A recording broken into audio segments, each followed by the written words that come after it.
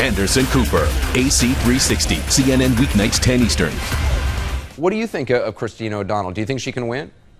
Oh, sure. I think she can win. I think she's going to have to work very hard. That she has the roughest job of all the Tea Party candidates because she's in a more liberal state. She has a much more difficult job than my son has in Kentucky or Angle has in Nevada. So no, but she can win. There's a lot of unhappiness in this country, and for that reason, the numbers are just coming together. The Democrats are disillusioned; they're not going to show up. The Republicans are, and the Tea Party people are added on to the Republicans because a lot of them haven't been involved before. They're independents, and it adds to it. It isn't taking away from the Republican. If you have a Republican base, the Tea Party people add on to it. That's why she has a very good chance. So the Democrats tonight who are saying, "Oh wow, this is great for the Democratic Party," you think they're maybe measuring the drapes too early? Well, if I talk to Republicans and they sound a little too cocky, that's what I tell them, because I don't think anybody should get, they should wait and see. They should always run. I used to run track, and I always assumed somebody was going to step on me if I didn't keep running. So I think that's the way it is in politics. You ought to keep running and not assume that you can glide to victory. Yeah, it's not over till it's over. A number of Tea Party activists who I've talked to in the last couple of days and before this primary were saying, well, look, even if she can't win, it's still important that she won, and we don't really care if she can't win. It's important to make a point. It's important to vote your principles. Do you think that's true, or do you think it's more important to get a safe Republican seat in the Senate? Well, I think both is true. I think the fact that she won is very important, and we should be glad about that. But also, you should go for the winning. But I guess you're suggesting that, well, if you knew she couldn't win, therefore right, you should cop out and bend your principles. Well, I'm not one that would endorse that very easily, because my goal in life has been to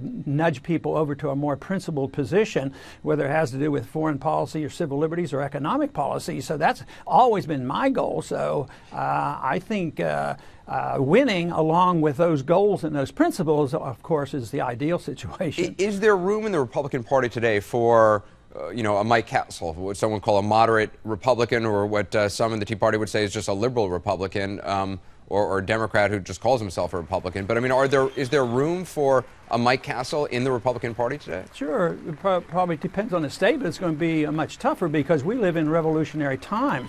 What we're witnessing today is change coming from the grassroots. I have noticed over the many years that presidential candidates always campaign on change, and they never get it. But change, real change, only comes philosophically from the grassroots, when the people endorse certain views or condemn certain views. And that's what's happening this time. And this only happens once, maybe in 2 or 3 lifetimes. And you really believe this is a revolutionary time, that this is Oh, yeah, because but it's economics. I see everything in terms of economic policies, and that's what drives everybody. That's what makes people so angry and upset. You think if there were no economic problems, this would be going on? But this is the end of Keynesianism. Keynesianism has been with us for 70 years, and it's failing.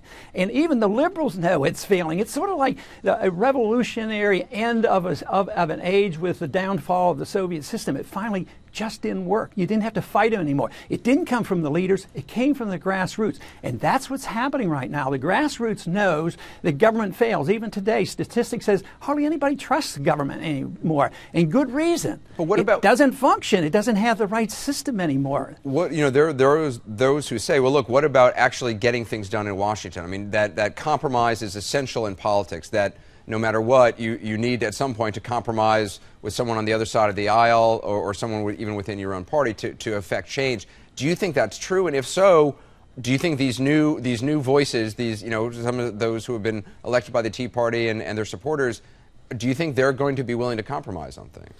Well, I don't think we have to compromise. I think you build coalitions. I work a lot with the Democrats on foreign policy and civil liberties, so I think coalitions are very good.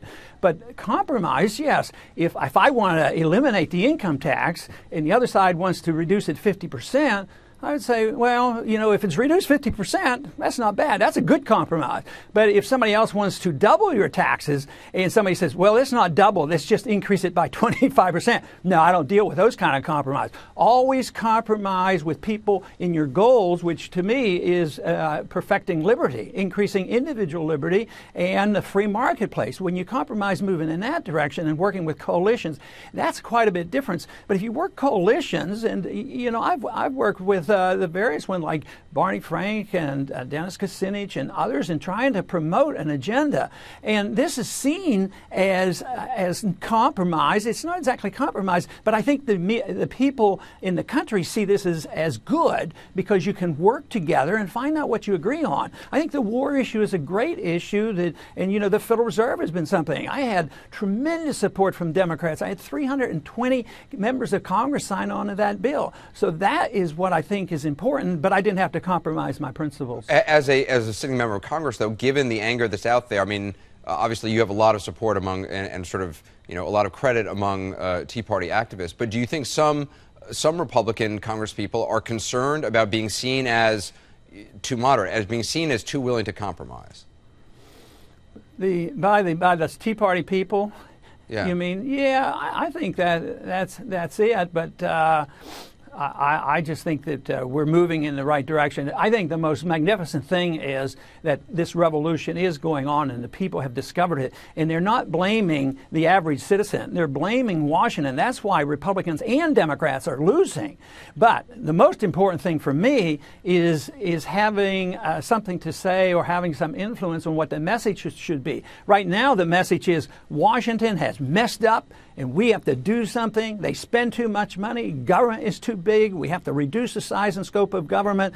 But then on the finer points is where the discussion is going on. And I don't like the idea of having one kingpin either, dictating what everybody believes in. I think it should be grassroots, and that is good. But in my modest way, what I'll try to do is get the Tea Party people to think about, you can't cut back spending if you don't think about foreign policy and bringing troops home and ending endless war, and we should, as conservatives, be concerned about civil liberties. Those are the kind of things that are very important to me, and the grassroots in the Tea Party movements are very open to that, even though I would admit they don't all agree with that, because a lot of other Republicans now have gotten involved, and they want it to be the old Republican agenda. Right. And the Tea Party people don't like that, and they can see through this. And the one thing is, if some of these people get elected, and they don't do as is expected, if they keep voting for big government and more taxes, they're going to be held accountable this go around.